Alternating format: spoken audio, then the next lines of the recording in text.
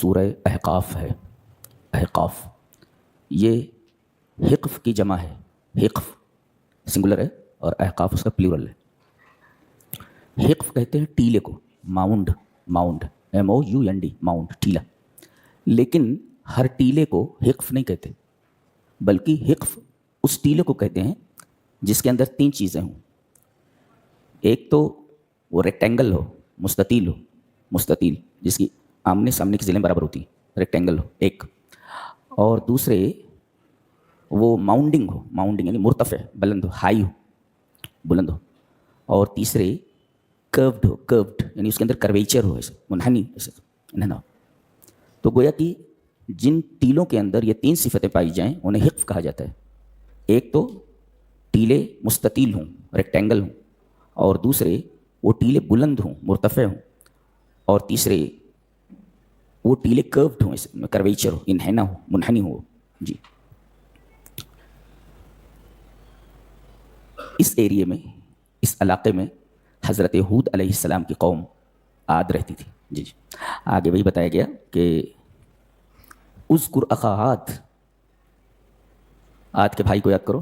جی, اس لیے کہ عاد کے افراد میں سے تھے, ان کی قوم میں سے تھے. کون؟ حضرت ہود, لہذا انہیں عاد کا بھائی کہا گیا. وذکر اخا عاد, عاد کے بھائی کو یاد کرو, نام نہیں بتایا گیا, ہود ہیں وہ. اذ انذر قومہ بالاحقاف, جب انہوں نے اپنی قوم کو احقاف میں ڈرایا. یعنی یہ قوم احقاف میں رہتی تھی. در حقیقت یہ ایریا عرب کے جنوب میں, جی جنوب عربی میں حضرموت کے شمال میں واقع ہے. حضرموت ایک ایریا ہے, جو لوگ جغرافی سے دلچسپی رکھتے ہیں وہ دیکھیں گے. یہ جو ایریا ہے احقاف کا, یہ جنوب عربی میں, عرب کے جنوب میں, یہ حضرموت کے شمال میں واقع ہے. آج یہ ایریا خالی پڑا ہوا ہے. سینکڑوں میلوں تک صرف اور صرف ریگستان ہے, اور ہوائیں سائیں چلتی رہتی ہیں. دور دور تک کہیں آبادی نہیں. الربوع الخالی کہتے ہیں اس کو, الربوع الخالی. یہ بالکل خالی ایریا ہے. اور روبو شاید اس وجہ سے کہتے ہیں, روبو کہتے ہیں 1/4 کو. یہ میرا خیال ہے کہ جزیرہ نما کے مقابل میں, جزیرہ نما عرب کی بنسبت یہ 1/4 ہے. یہ پورا ایریا یہ سینکڑوں میل تک پھیلا ہوا ریگستان ہے. کوئی جرات نہیں کر سکتا کہ اس صحرا میں داخل ہو, اس ریگستان میں داخل ہو, اس لیے کہ کوئی بھی چیز یہاں داخل ہوتی ہے تو ریت میں مل کر ریت ہو جاتی ہے.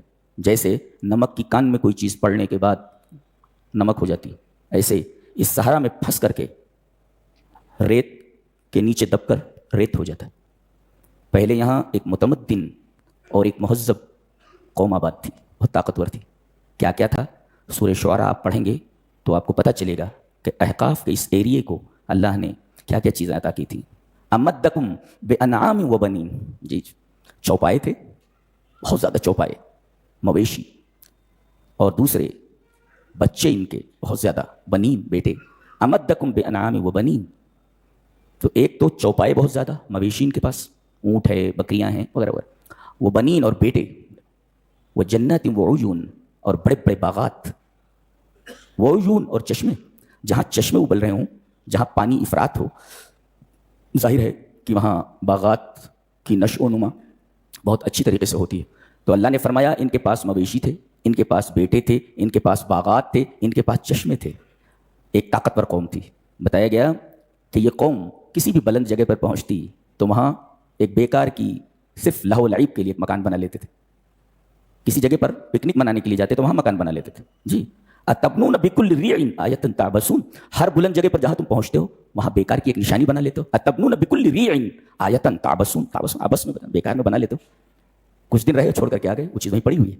اتنی طاقتور قوم تھی. یہی قوم کہتی تھی من اشد منا قوہ, ہم سے زیادہ طاقتور کون ہے. طاقت کے نشے میں پھول گئے تھے, یہ پھول گئے تھے.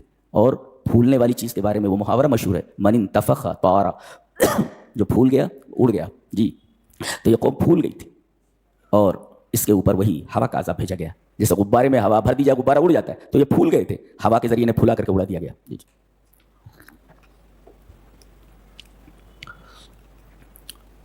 یہ جو ایریا ہے یہ آج بھی ویسے خالی پڑا ہوا ہے, اور عبور خالی. ہوائیں سائیں چلتی رہتی جو یاد دلاتی ہیں کہ کبھی یہاں کوئی متمدن قوم آباد تھی جس کے اوپر یہی ہوا طاری کی گئی تھی, اور جنہیں تباہ و برباد کر دیا گیا تھا. جب انہوں نے حضرت ہود کی بات نہیں مانی اور اپنی عادت پر اور اپنے ظلم کے اوپر یہ لوگ ڈٹے رہے، اللہ تعالیٰ نے ان کے اوپر ہوا کا عذاب بھیجا. کیسے؟ وہ دیکھیں اس کی تفصیل آ گئی. فلما رأوه عارضا مستقبل اودیتهم قالوا هذا عارض ممطرنا. عارض مینس بادل، بادل کو عارض بولتے ہیں. یعنی بارش رک گئی تھی، قحط پڑا ہوا تھا، ان کے مویشی مر رہے تھے، گرمی بہت زیادہ تھی. اس وقت یہ بادل ان کی وادیوں کی طرف آتا ہوا دکھائی دیا. جی فلما رأوه عارضا مستقبل اودیتهم، وادی کی جمع اودیہ، ویلیز، ان کے ویلیز کی طرف آتا ہوا یہ بادل دکھائی دیا. خوش ہو گئے، وہ کہا قالوا هذا عارض ممطرنا، یہ بادل آ گیا اب ہمارے اوپر برسنے والا ہے. قالوا هذا عارض ممطرنا، یہ بادل آ گیا اب ہمارے اوپر برسنے والا ہے. جانتے ہیں اس بادل نے جب اس سویل بستی کو اپنی لپیٹ میں لے لیا تو اس میں سے ایک تیز ہوا نکلی عذاب علیم کی شکل میں. بل ہوا مستعجلتم بھی، یہ پانی والا بادل نہیں تھا، بلکہ یہ وہ چیز تھی جس کو تم نے جلدی سے مانگ لیا تھا. یہود سے کہتے تھے نا تو اگر سچا ہے تو عذاب لے آ، یہ وہی ہے جس کے بارے میں یہ لوگ جلدی کر رہے تھے. بل ہوا مستعجلتم بھی، اس میں پانی نہیں تھا بلکہ یہ وہ چیز تھی جس کو انہوں نے جلدی سے مانگا تھا. وہ کیا تھی؟ ریح فیہا عذاب علیم، ایک ہوا تھی اس بادل میں جس کے اندر عذاب علیم تھا. اب یہ ہوا چلنے لگی، 7 رات اور 8 دن تک اس قوم کے اوپر مسلط رہی. جی 7 لیال و 8 ایام، 7 رات اور 8 دن تک. انجام تدمر کل شیء بامر ربہا، اپنے رب کے حکم سے یہ ہر چیز کو تباہ و برباد کر دیتی. تدمیر جو بھی سامنے آتا تھا اس کی اینٹ سے اینٹ بجا دیتی تھی یہ ہوا. تدمر، تدمیر کا مطلب ہوتا ہے اینٹ سے اینٹ بجا دینا، تباہ و برباد کر دینا. کیوں؟ بے امر ربہا کی قید کیوں لگائی گئی؟ جی بے امر ربہا کی قید اس وجہ سے ہے کہ ہوا جیسی چیز جس پر مدار زندگی ہے کہ اگر آدمی کو ہوا میسر نہ ہو تو آدمی مر جائے. جی جس پر مدار حیات ہے، اللہ نے حکم دیا کہ عذاب بن جا، تو جو چیز مدار حیات تھی اسے عذاب بنا دیا گیا. یہ اللہ کا حکم ہے. یعنی اللہ کا حکم ہر جگہ کار فرما ہے، وہ چاہے تو نعمت کو نقمت میں تبدیل کر سکتا ہے، جی، اور رحمت کو زحمت میں. تدمر کل شیء بامر ربہا، رب کا حکم تھا اسپیڈ بڑھا دے. جب تک اس کی رفتار معتدل ہے تب تک وہ منفعت بخش ہے، اور اگر اس کی رفتار بڑھ گئی تو پھر عذاب ہے، وہ زحمت ہے وہ. اور اللہ کے حکم سے ایسا ہوا بے امر ربہا. جی تو ہم یہ خالی قصہ نہ سنیں، یہ قصہ اس وجہ سے بیان کیا جا رہا ہے کہ آپ نبیوں کی تعلیمات پر جمے رہیں. نبیوں کی تعلیمات کو چھوڑیں گے تو آپ کے اوپر بھی یہی عذاب آ سکتا ہے. جو آپ کے لیے نعمت ہے اس کو نقمت بنایا جا سکتا ہے، جو آپ کے لیے اچھی ہے وہ بری بنا دی جائے گی. تدمر کل شیء، اور صرف امر رب کی دیر ہے، حکم ہو جائے. اسپیڈ خالی بڑھ گئی تھی مگر ہوا تو وہی تھی، ہوا وہی تھی. اللہ کا حکم اسپیڈ بڑھا دے، اسپیڈ بڑھ گئی. نتیجہ کیا ہوا؟ فاصبحوا لا يرى الا مساكنهم، ایک بھی آدمی زندہ نہیں بچا، صرف مکانات کھڑے تھے، مساکن کھڑے تھے اور مکینوں کا پتہ نہیں تھا.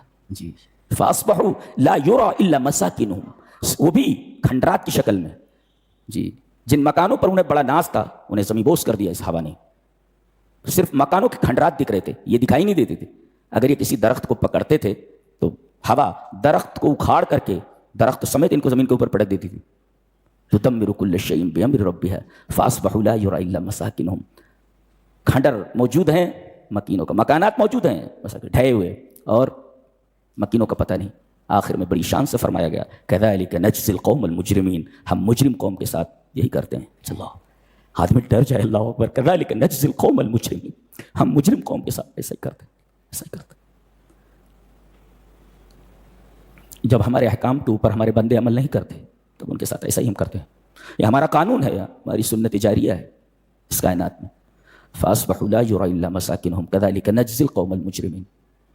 اور عالم یہ ہے کہ اس عذاب کے آنے کے بعد آج تک وہ پورا ایریا جو کبھی نخلستان ہوا کرتا تھا، جہاں باغات تھے، جہاں چشمے تھے، آج پورا ایریا سینکڑوں میل تک صرف اور صرف صحرا ہے. کوئی آدمی وہاں جانے کی جرات نہیں کر سکتا. بتائیے، پوری متمدن آبادی کو تباہ و برباد کر کے رکھ دیا گیا.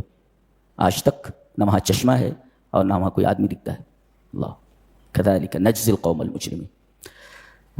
یہ اس سورہ کریمہ کا نام تھا احقاف، اس کی ہم نے شرح کی. جی جی